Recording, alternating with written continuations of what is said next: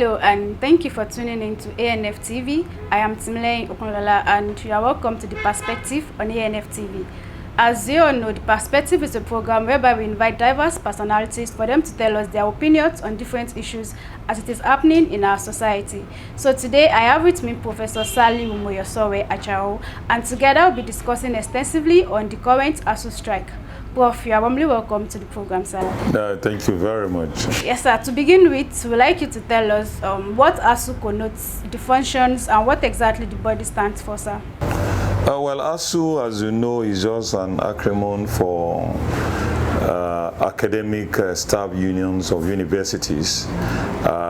Just for short, to tell you that once you are a lecturer in the university, you are a member of that union.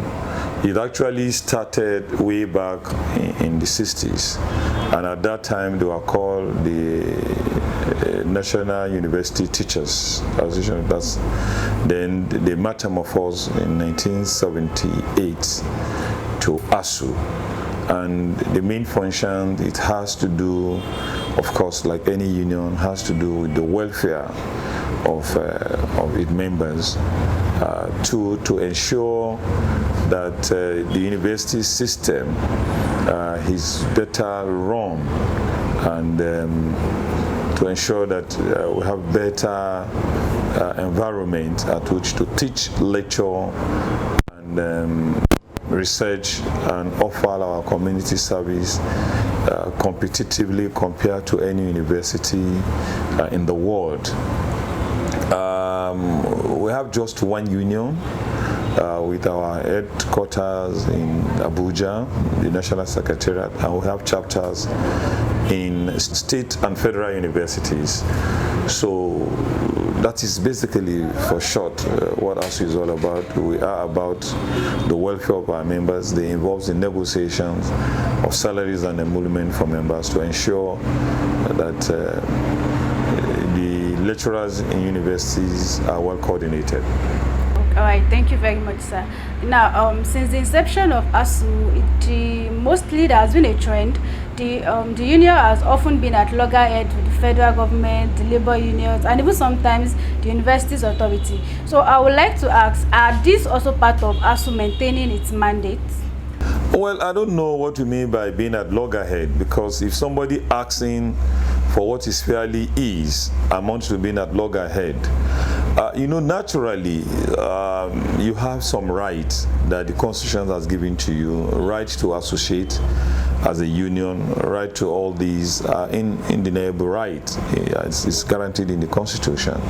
So if ASUU asking for whatever is due to my members, it's rather than being called names, so be it.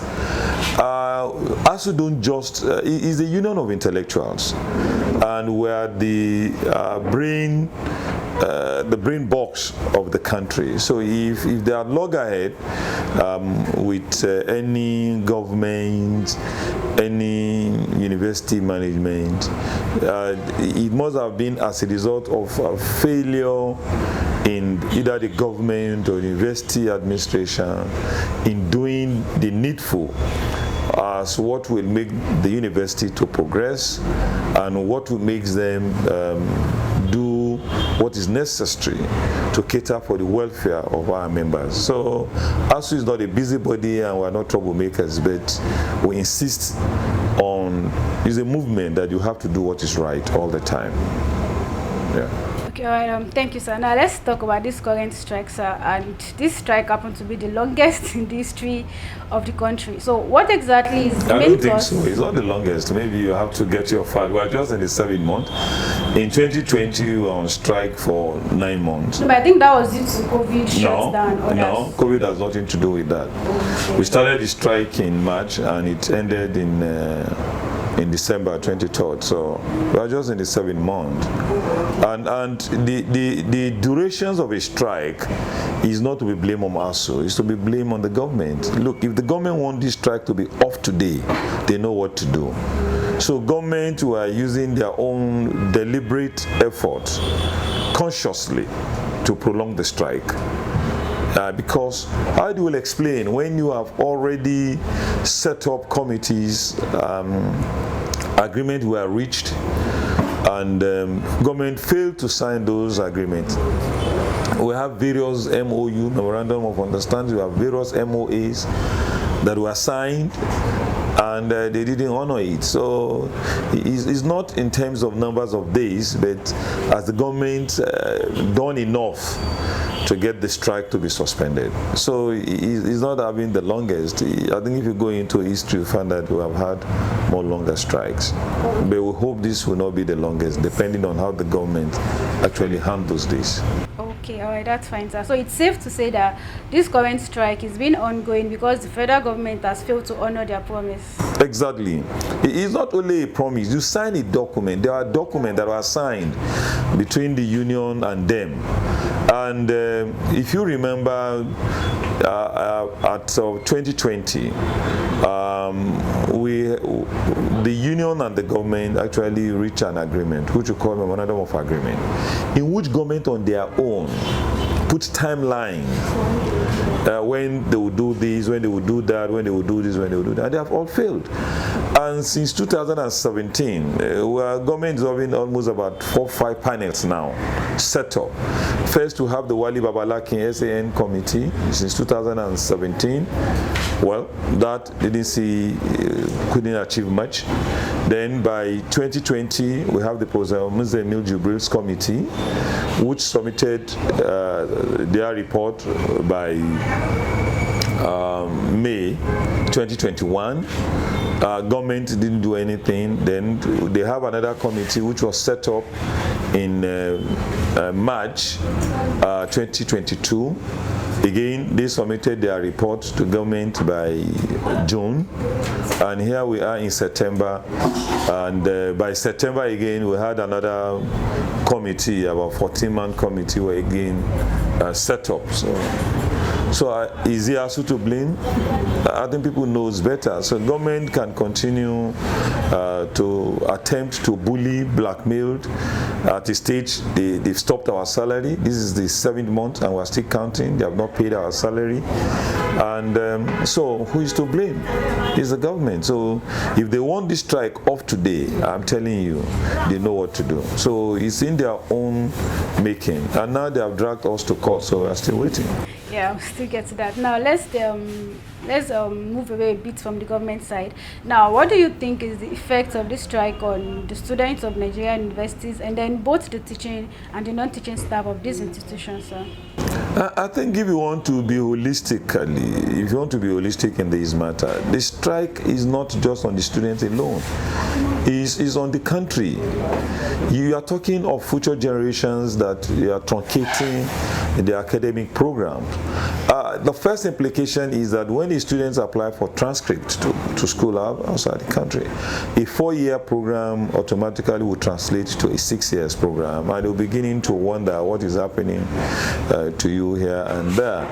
But the truth is that the government of the day don't care about that, because their own children don't school here. So it's the children of the ordinary Nigerians who school there and who bears the brunt. So no doubt there is some forms of truncation in the smooth running of the academic program.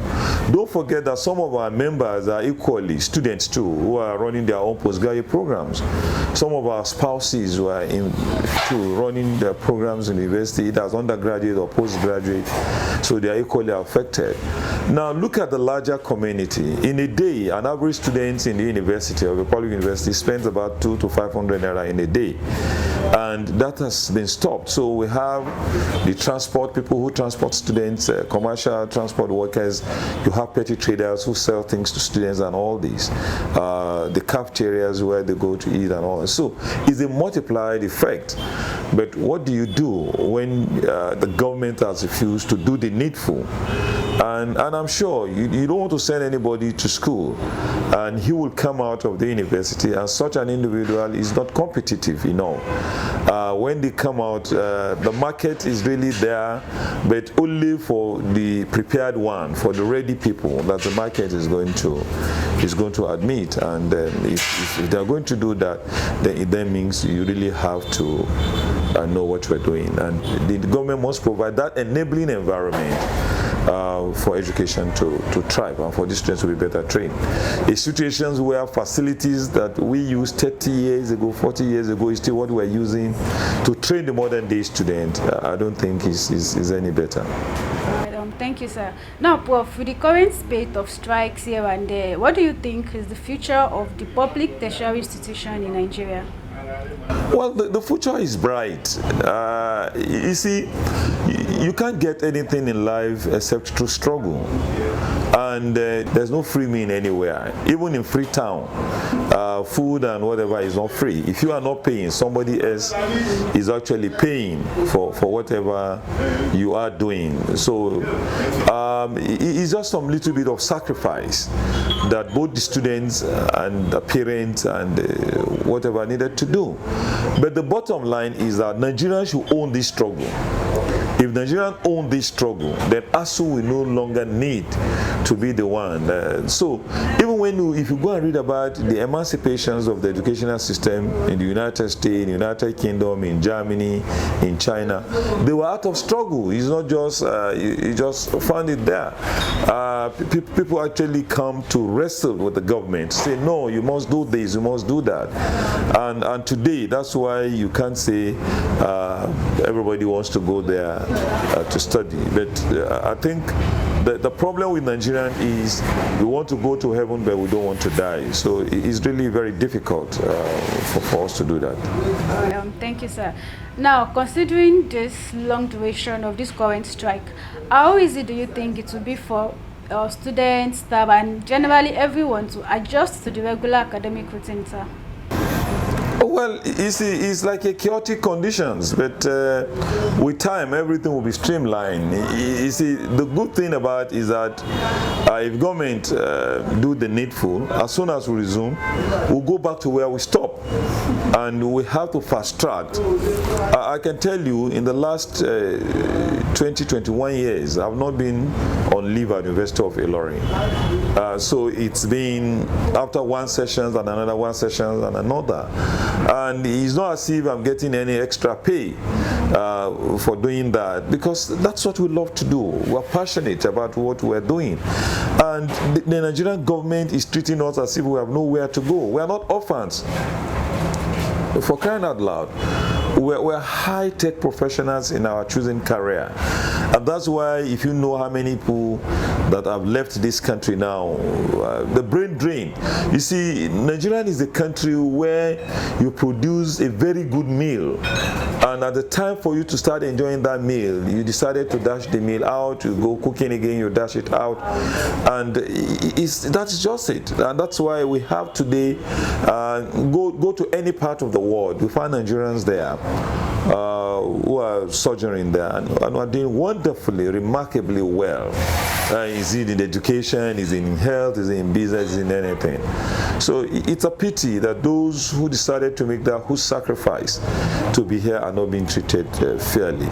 And what can we do? We'll continue. We are not going to allow them to take the rights of Nigerians for granted. They need to properly fund education system, especially at tertiary. If you look at what is happening now in public primary school, public secondary school, is nothing to write home about. And if care is not taken, that's the positions now they want to put the universities and other tertiary system. It's not acceptable, and it's not the best. And we hope that the political elite will listen and do the needful. All right, thank you very much, sir, and thanks for watching. We are still on the program. We'll go on a short break now, and we'll be here before you know it.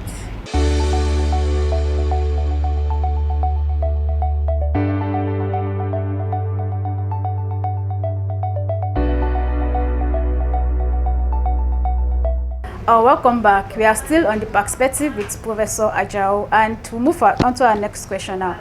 Now to the home front, sir. A lot of students of the University of Ilorin, and even particularly the parents, the guardians, they are all amazed as to why the university decided to join ASUU after what seemed like forever, because a lot of the students, they came to Ilorin because of, oh, better by far, no strike, 4 years is 4 years, 5 years is 5 years. Now, we'd like you to shed light on this matter. So why did Ilorin decide all of a sudden to just join ASUU? Well, I think you need to get the perspective very correct. University of Ilorin has ever been part of ASUU since 1975-76, when university has been established. So there is never any time that University of Ilorin has never been part of ASUU. But sometimes in 2001, there is this disagreement, internal disagreement between members of ASUU themselves that tend to split the union into two parts. So it's that splitting that caused a lot of problems, and in the wisdom of NEC of ASUU, decided to suspend the chapter from its activities, and that gave that freedom for them to be able to run such programs. But the questions that you need to ask government: how has University of Ilorin lecturers benefited from running such uninterrupted programs? Are they being paid any special salary? Are they being given any special motivations? Are they enjoying any forms of undeserved or undesired promotions? The answer is no. The question again you need to ask, and that I'm going to ask you, on moral grounds, if you and I and 3 others of us decided we want to go hunting, and so I decided to opt out, I'm not going to follow you to do the hunting, then you went. So by the time you're coming back, one of us have died, one of us had injury, then the remaining of were able to kill a lot of antelopes. And I come around and said, I want to share from that antelope. So what's going to be your reactions to it? Certainly the answer is going to be, no, you didn't do this work with us. So we have been saying, I've not only been saying, anywhere University of Ilorin staffs actually go, we have been seen as traitors, betrayers, and we're not doing the needful. And it's beginning to affect our relationship, and it's a question of you are losing on both sides. Government is not doing anything to say, oh, okay, because you are not going on strike, you are being paid special allowances, or you are being given some forms of motivations, you are not getting it, then your colleagues are seeing you as traitors and so on. And sometimes in 2019 we decided, no, enough is enough.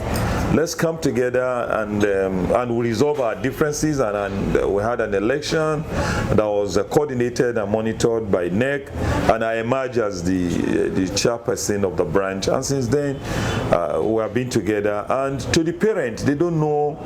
You know, most parents are reacting emotionally. I have kids too at the University of Ilorin, so it's not as if I have my kids any other where. But are they saying that I should continue to live such kind of a life that you see, universality is you are supposed to go to anywhere. So we have our colleagues who can go to even Ladoke Akintola University there because of the embargo that was placed on our colleagues. So you can't invite people to come to the university for exchange of ideas. They don't want to come because they are going to be sanctioned. I think our students are much better for it now. Our colleagues in academics are much better because that we have no restrictions now, and so it's just these short pains that people are looking, and they are thinking the university. No, we have ever been part of ASUU, so there is never a time we're not a part of ASUU. So it's just the sanctions that take us out, and the sanctions have been lifted.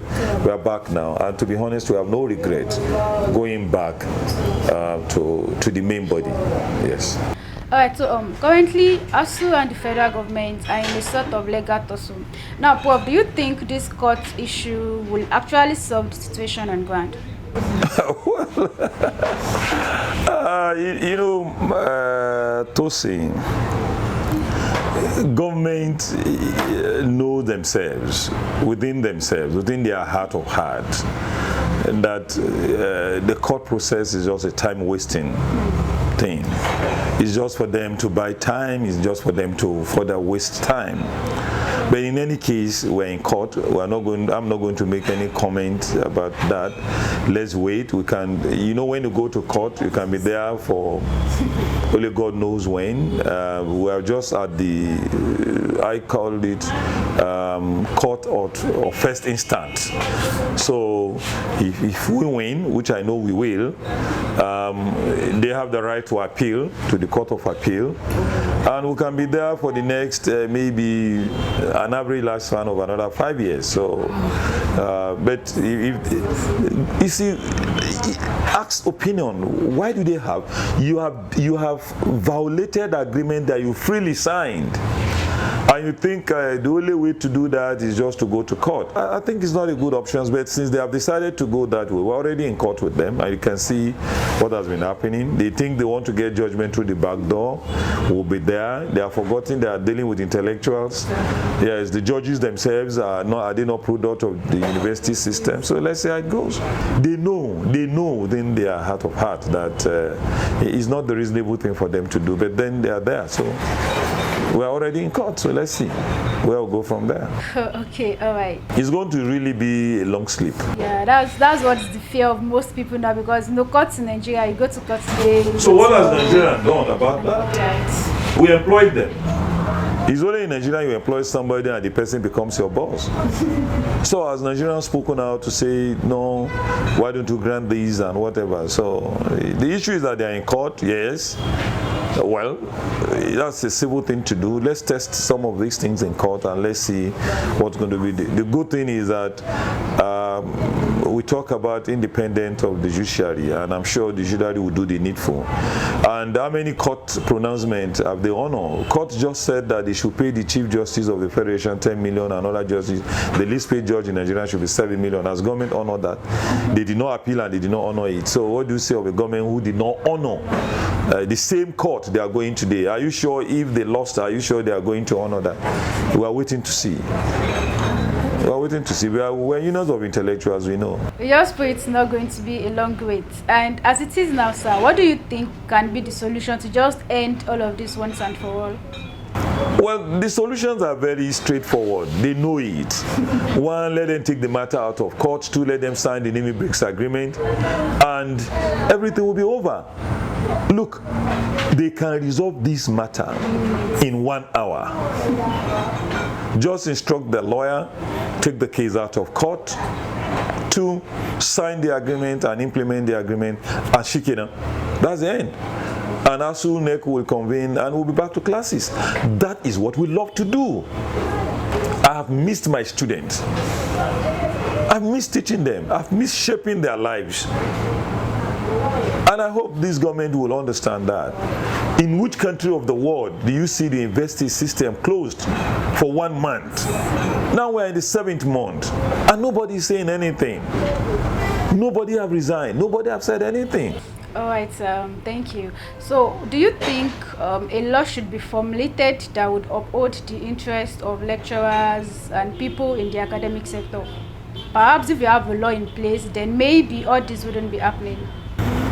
You see, Nigerians were very good at formulating theories, at coming up with position papers. Where we have challenges at implementation. They actually don't implement whatever we do. If they want to bring a law, what government is trying to do is to criminalize the strike. But it's not going to work because it's a responsibility, it's a civic right. I have the right to withhold my service if we have disagreement. What they needed to do is to actually sit down and negotiate. That's what we call collective bargaining agreement. And this has been on since 1981 during Shagari regime. You have to sit down, negotiate. It's between employees and employers, and say, okay, there's breakdown here and so on. So it's like the government just don't have the goodwill to do so because they feel they're in power and they can do what. But I can tell you, ASUU is not going to be bullied. We are not going to be harassed. We cannot be intimidated. We're intellectuals. We are not intellectual war, and let's see how far they can go. Okay, all right. Now, on a final note, what advice do you have for students out there, for parents, basically for everyone that's been affected by this strike in one way or the other? I advise them they should get something doing, learn some skills. A lot of skills that about entrepreneurship, let them get that, because an empty hand is the devil's workshop. So let them get something doing. It becomes handy to them even later in life. Education will change the perspective at which you utilize those skills that you have learned. So I would rather advise to say that maybe tailoring, maybe some forms of cosmetic, it can even be some petty trainings you do to at least get yourself get your minds together. But what I will advise is that they shouldn't get involved into crime. There is no any justifiable reason to a crime. So that's what I would say. All right, thank you very much, sir. It was awesome having you around, and we are glad you shared your perspective with us on the current ASUU strike. So dear viewers, thank you for tuning in, and that is the perspective with Professor Ajao. I believe you've been enlightened on the reason why ASUU is actually pushing for the federal government to honor their agreement. So we hope for the best, and we do hope that the strike will be off any moment from now. Thank you for watching.